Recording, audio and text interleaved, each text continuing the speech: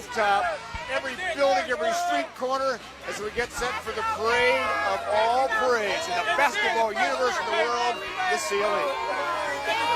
Now there it is right there. The World Championship trophy. The trophy is in the house.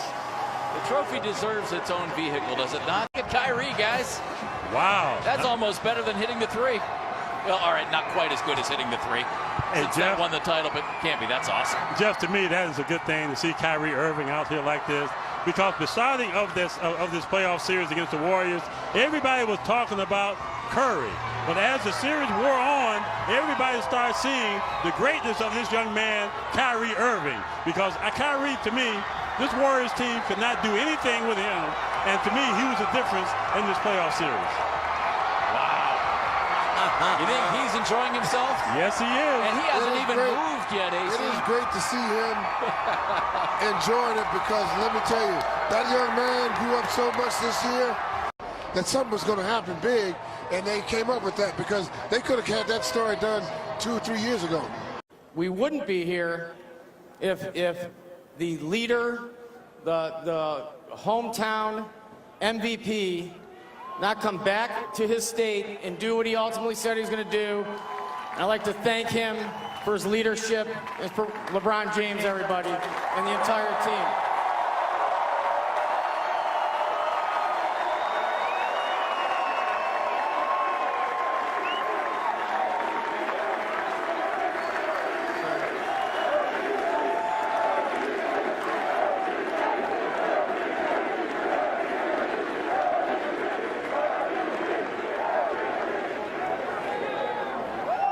I just want to thank the best fans in the world, the most passionate, most dedicated fans in the world.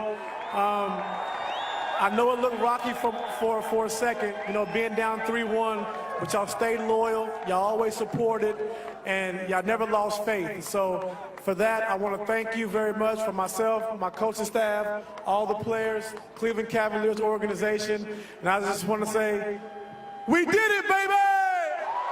It's everything I dreamt it would be, and more. I mean, spending with my family and my friends, with y'all, is the best feeling in the world. With these guys, who I go to battle with every single day, blood, sweat, and tears. I appreciate every last one of y'all. I love y'all from the bottom of my heart, I promise. And this is for us. Are you a politician? One more year there, Cheney, one more year. How do you say no to that? You guys think I should play one more year?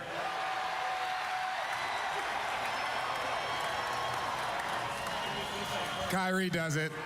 Kyrie doesn't care. If you guys want me to play one more year, I'll play one more year. Well, there you have it. That's it, I'm out. This is called a rally exclusive. You heard it here first. RJ coming back. All right, ladies and gentlemen, please welcome to the stage. It's just an amazing feeling, and you know, a lot of hard work and sacrifice, and especially by my family, my mom and dad and sisters and girlfriends. So I want to thank them. And then I really want to thank everyone in Cleveland for welcoming me, all the support you guys give. You guys are the best fans in the world. I love you guys.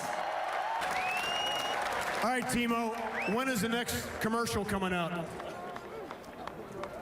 I have no idea. He has no idea, so you advertisers out there, right? You're available? Yeah, I am. Call my agent. Call his agent. What will you remember most about this whole experience, though? The Brew Garden. For the rest of my life, I know I was the best team in the world, so it's all I need to know. Big hand for Timo!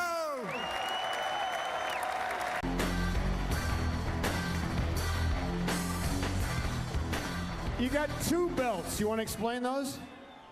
I mean, some guys want rings, which I do too, but always been a wrestling fan. It kind of took on a life of its own, us wearing different wrestlers' T-shirts.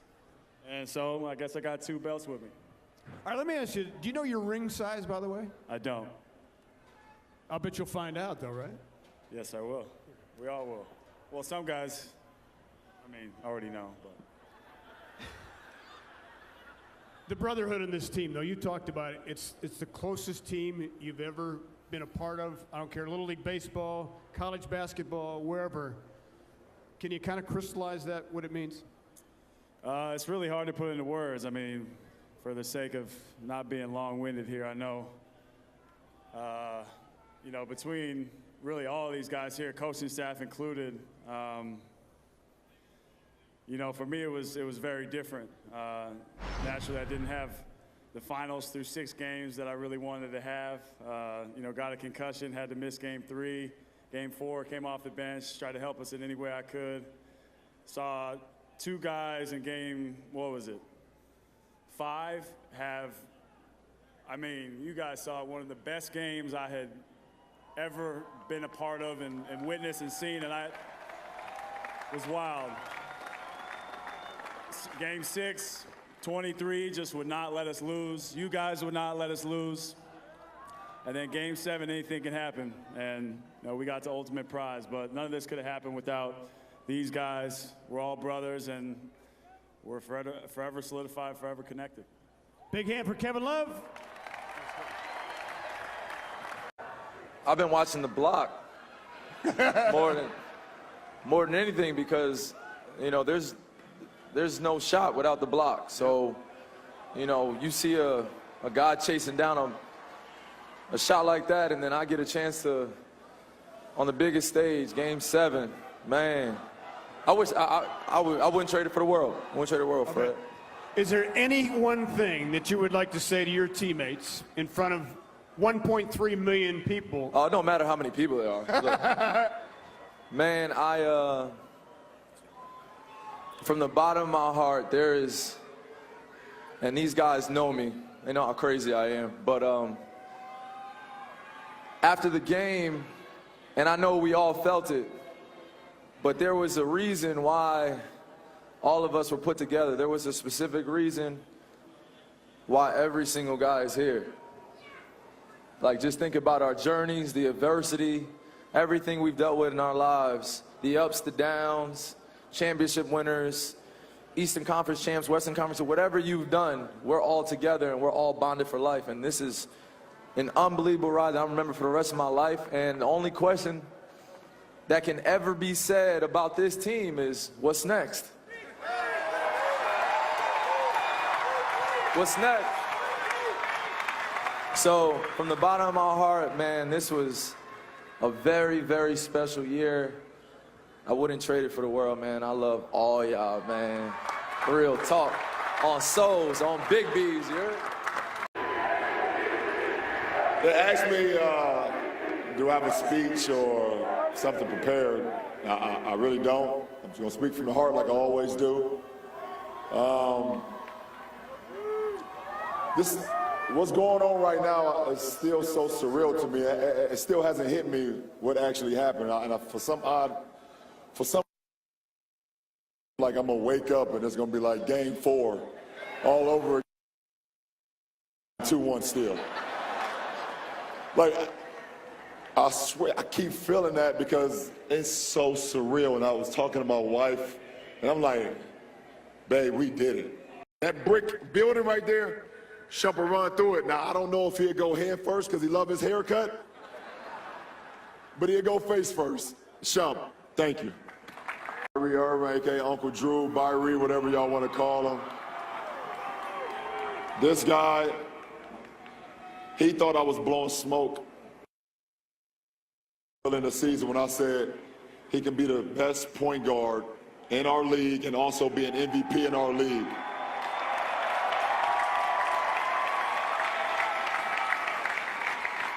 And I know every single one of y'all watched that finals. Y'all saw what this guy is capable of doing.